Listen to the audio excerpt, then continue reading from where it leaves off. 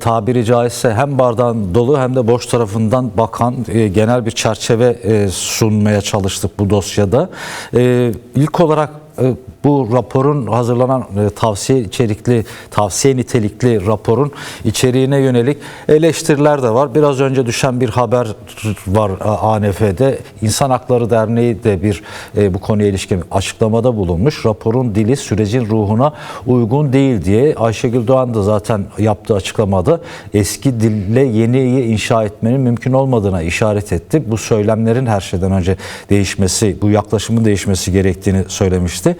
Sen nasıl buldun? İlk başta bunu sorayım. Bu nihai anlamda meclis komisyonunun ortak bir şekilde hazırladığı büyük bir oranda da kabul görerek geçen bu yasayı nasıl gördün? Genel çerçevesiyle başlayalım. Daha sonra belli başlıkları seninle tartışmak isterim. Komisyon oluşumundan bugüne kadar aslında en çok tartışılan hususların başında geliyordu. Kullanılan dil ve üslup. Evet. Çünkü bu doğrudan yaklaşımla, sorunu ele alış tarzıyla ilgili bir durum. Burada ciddi bir düzeltmeye gitmeden gerçekten de Kürt sorunu gibi Türkiye'nin en temel sorununu çözebilmek, hatta bölgenin en temel sorununu çözebilmek çok zor, oldukça zor. Ama her şeye rağmen bu sürecin geliştirilmiş olması, bu süreçte böyle bir rapor düzeyine varabilecek bir çalışmanın yürütülmesi elbette ki önemli. Fakat bu bir başlangıç. Bu açıdan değerlendirildiğinde sorun demokratik hukuksal zeminde çözümü, siyasi zeminde çözümü açısından bir başlangıç olarak değerlendirildi. Elbette ki önemli. Dilin o açıdan da arındırılması gerekiyor. Eski zihniyetten kurtulmak gerekiyor. Şimdi raporda mesela dikkat edin, çok fazla kardeşliğe dikkat çekiliyor. Onurlu ya da gururlu bir barışa dikkat çekiliyor. Birlikte yaşama dikkat çekiliyor ama halen eski ezberlerle ifadelendirilmeler var işin içinde. Sürekli bunun üzerinden bir rapor hazırlanması, sürekli işte terör örgütü deme ya da ne bileyim Kürt halk önderine yönelik değişik ifadeler kullanma. Şimdi bunun terk edilmesi lazım. Evet. Çünkü sonuçta Kürtlerle bir müzakere süreci yürütüyorsunuz. 100 yıllık, 200 yıllık bir sorunun köklü çözümüne adım atıyorsunuz.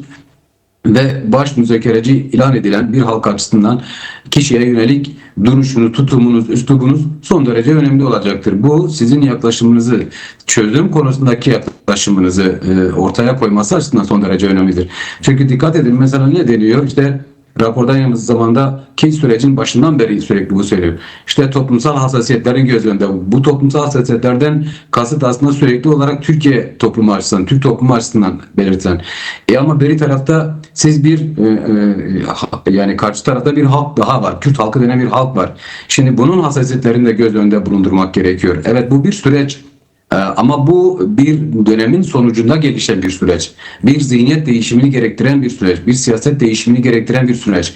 Ve aynı zamanda geleceğin bunun üzerinden kurgulanması, inşa edilmesi gereken bir süreç. Şimdi o halde dil, üslup anlayışı ifade ediyor, zihniyeti ifade ediyor. Doğru tanımlanmazsa, doğru temeli atılmazsa sorunun çözümünde de çok daha girift ve zorlu bir sürece girmeyi getirir. Ama bunun altyapısını hazırlarsanız toplumun hassasiyetlerini sürekli karşılamak yerine bu tür söylemler aslında o hassasiyetleri karşılamaktır. Tek taraflı olarak da böyledir. Onları daha çok böyle sürecin toplumsallaşmasını sağlayacak, insanların geleceğe daha umutlu, güvenle bakmasını sağlayacak, birlikte ortak yaşamı öngörecek kavramların ortaya konulması, bir dil üslubun bunun üzerine inşacı, barışı getiren, demokratikleşmeyi getiren, eşitliği getiren bir dilin kurgulanması gerekiyor. Bu açıdan dil gerçekten de sorumlu. Yani bu raporun baktığınız zaman, ilk okuduğunuzda hemen dikkatinizi çeken bir husus. Çünkü çift taraflı ele alınması gerekiyor ama tek tarafın hassasiyetleri dikkate alınarak ya da daha çok o gözetilerek, aslında bu yine de şu zihniyetten gelir. Üstenci zihniyet, egemen zihniyet. Bu dil bunun sonucudur. Bunun terk edilmesi gerekiyor. Eğer bu terk edilmezse o siyaset tarzı da terk edilemez. O açıdan çok zorlanma yaratır.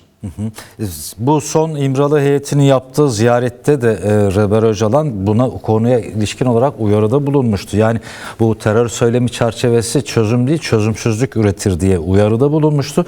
Bir de yani ikinci bir aşamaya geçildiği, yani entegrasyon sürecine geçildiğine ilişkin de yine bir mesajı vardı. Bu birkaç yasa değişikliği, ceza hukukundaki düzenlemelerle bu entegrasyon sağlanabilir mi? Bu konuya dair değerlendirme ve yorumunu da duymak isteriz. Değil elbette. Bu bir geçiş dönemi olacak. Aslında entegrasyon sürecine girildi diye nitelendirdi Önder Apo. Bu süreci bunun aşaması olarak nitelendirdi. Bu süreçte sadece ceza infaz kanunundaki değişiklikler ya da TMK'daki değişikliklerle bunlar olacak şeyler değil. Evet. Bunlar fakat bir sürecin ön aşamaları olarak belki değerlendirilebilir.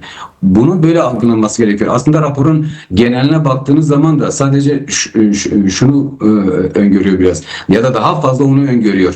İşte sadece Türkiye'de sanki bir PKK sorunu var. Sanki PKK kendiliğinden ortaya çıkmış ya da Kürtler işte sürece entegre edilmesi. Hatta rehabilitasyondan söylüyor. İşte PKK kadroların Kürt Özgürlük Hareketi'ne yönelik tanımlamalarda bunlar var. İşte sözünü ettiğimiz şey bu aslında. Bu bir algıdır. Bu bir ele alış tarzıdır. Kavramlara yüklenen anlamlar çok da basit değildir. Ya da bu kavramların oraya yerleştirilmesi kendiliğinden gelişen bir şey değil. Bu bir zihniyetin ürünü olarak oraya bir yaklaşımdır. Bir topluma sorununa da bir yaklaşımdır aslında. Sorunu köklü olarak ele alan, bunu tarihsel ve toplumsal işte karakteriyle çözümleyen, buna göre yeni bir çözüm perspektifi ortaya çıkaran değil de sanki sonuç üzerinden, sonuçta ortaya çıkan şey üzerinden bir süreci tamamlama ya da bir örgütün tasfiyesi, kendi tasfiye etmesi sonrasında ortaya çıkan bir durum.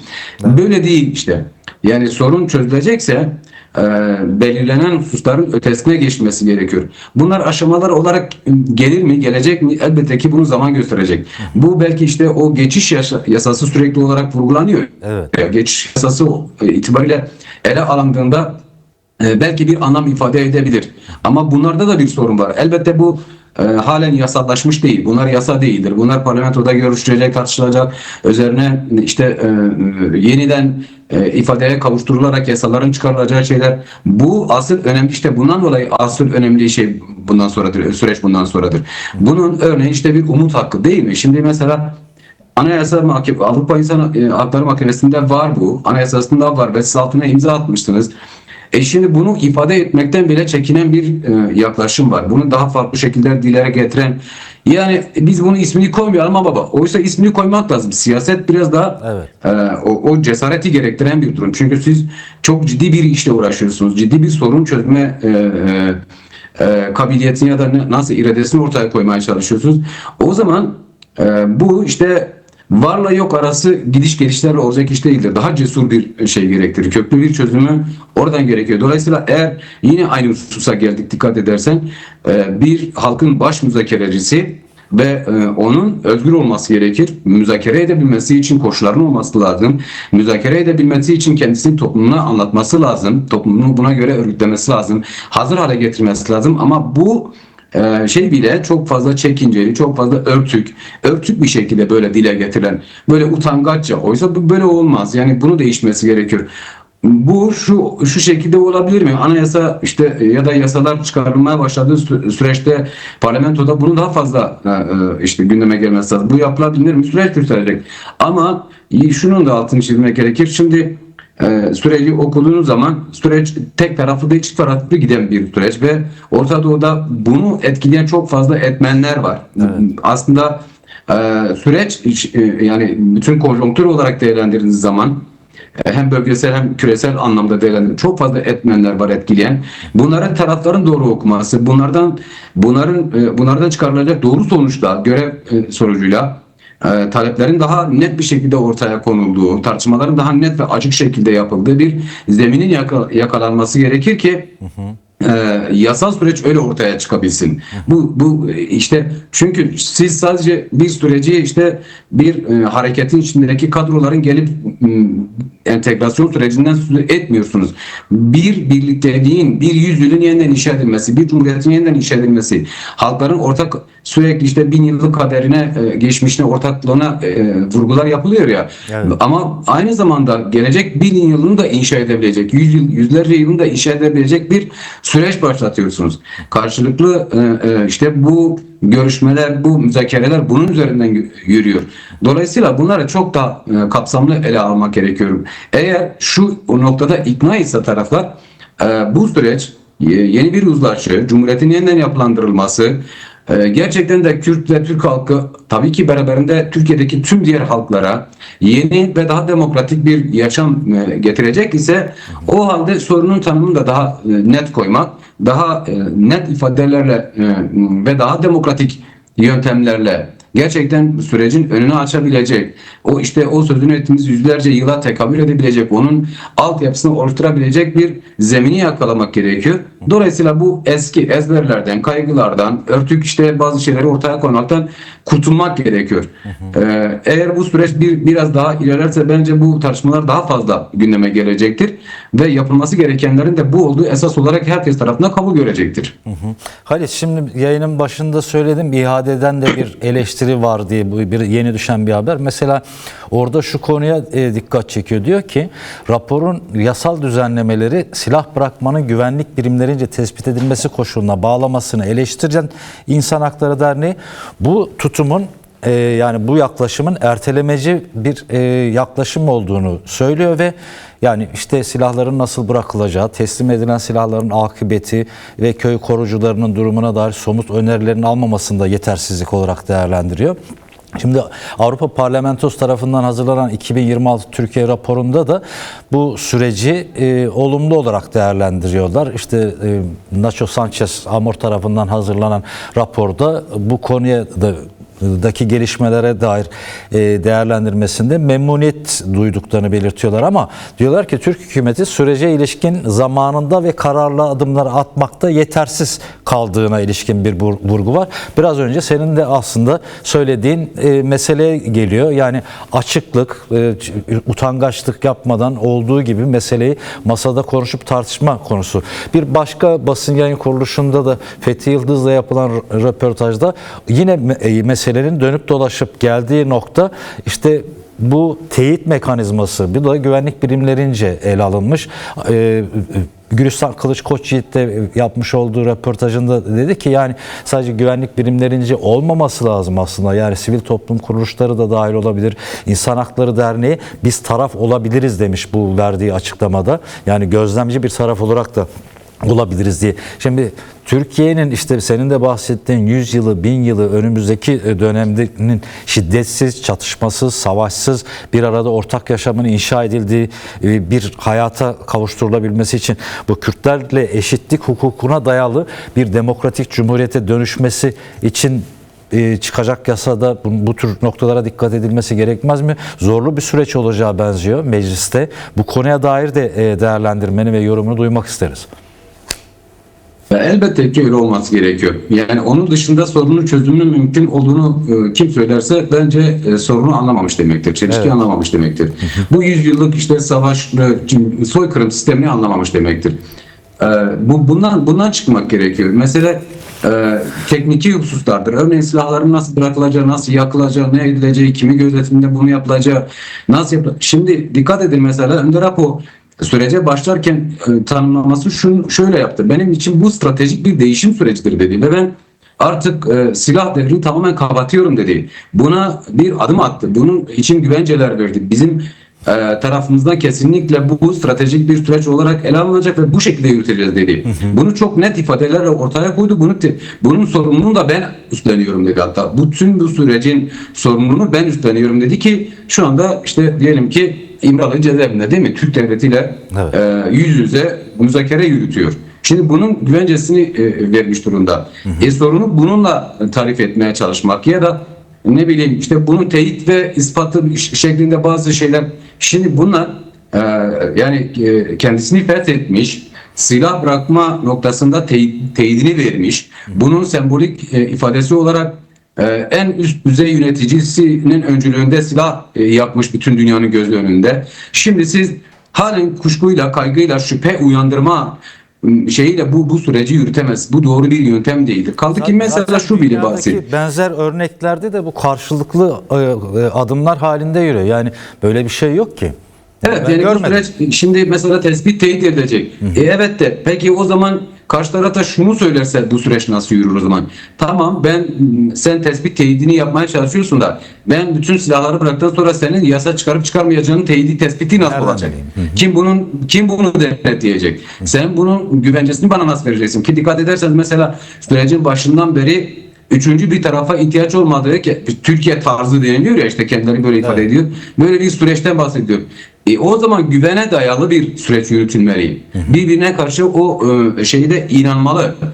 Eğer bu taraf bir adım atıyorsa diğer taraf bir adım atmalı. Bir taraf bir adım atıyorsa karşı taraf bir adım atmalı. Bu süreç bunun üzerinden yürütülmeli. O güvene dayalı. Bunlar müzakere masasında ortaya konulduğu şekilde elbette iki tarafta bunun takibini yapmalı. Gerçekten bu anlamda bir aksama var mı? Farklı bir işte siyasi ikbal arayışı var mı? Değil mi? Kendine göre farklı yöne çekme, bundan faydalanma, basit hesaplarla, politik hesaplarla buna bir yaklaş. Elbette ki bunun mekanizmaları olacaktır. Bu mekanizmalar taraflar arasında kurulabilir. İki taraf da birbirini takip edebilir. Aksamanın olduğu yerde müdahale edilebilir. Bunlar gayet tabii ki yolu yordamı çok rahatlıkla bulunacak şeyler. Ama siz işte bir taraf şunu derse ki diğer taraf her şeyi bitirecek. Ondan sonra ben gözlerimle göreceğim, inanacağım, ispatlayacağım. Sonra ben adım atacağım. O iyi de o zaman mesela diğer taraf da sana inanmıyorsa ne olacak? Evet. Şimdi bu aslında sorunu farklı şekilde çıkmaza sürüklemedir.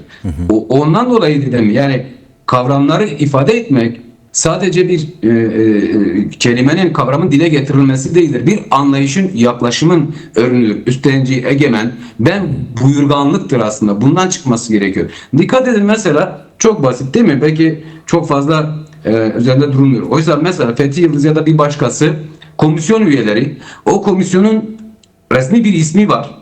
Değil mi? Evet. Resmi bir isim kendileri verdiler, ortaklaşa verdiler. Sürecin, o komisyonun iki taraf da kabul ettiği bu isimde ortaklaştılar aslında. Fakat halen o komisyonun çalışmalarını ifade ederken terörist Türkiye süreci diye ifade ediliyor. Oysa ki buradan çıkmak gerekiyor. Siz bunun içerisinde, bu komisyonun kendi meclisinizin çatısı altında oluşturduğunuz bir komisyon ve kendiniz isim vermişsiniz. O zaman dili buradan değiştirmeye başlayabilirlerdi. Bu aynı zamanda yaklaşımı getirdi. Bu aynı zamanda pratikleşmeye getirdi. Dolayısıyla süreç öyle çok kolay aşılacak bir süreç değildir. Evet. Bunun pratik adımlara geçiş süreci bu yaklaşımın giderek somutluk kazanmasıdır. Ama demokratik temelde, ama birbirine karşı saygı temelinde, ama birbirini kabul etme temelinde ve toplumun bütün kesimlerinin hassasiyetlerini gözeten temelde. Aynı şekilde ki sürecin başından beri bu konuşuldu. Tüm toplum bu sürece dahil edilmeli. Sadece bir taraftan hassasiyetini gözetiriz ama diğeri buna da razı olsun. Bu bir şey değildir. Bu Kürt sorunu gibi bir sorunu çözebilecek şey değildir. Mesela biraz önce sözünü ettiğiniz o koruculuk şey. Şimdi bunlar hepsi Kürt sorunun sonucunda ortaya çıkan sorunlardır. Devasa sorunlar birikmiş. Ekonomik sorunları, eğitim sorunları değil mi? Özgürlük sorunları, etnik yapı sorunları, inanç sorunları, hepsi bu sorunun parçası olarak gelişmiş ki bu sorun da işte bu zihniyetin, devletçi zihniyetin, tekçi zihniyetin sonucunda ortaya çıkmış. Bunların terk edilmesi gerekiyor. Burada bir samimiyetin daha açık, aleni ortaya konulması gerekiyor. O açıdan dedim utangaçça. Böyle olmaz. Daha örtük olmaz. Açık, aleni olmalı.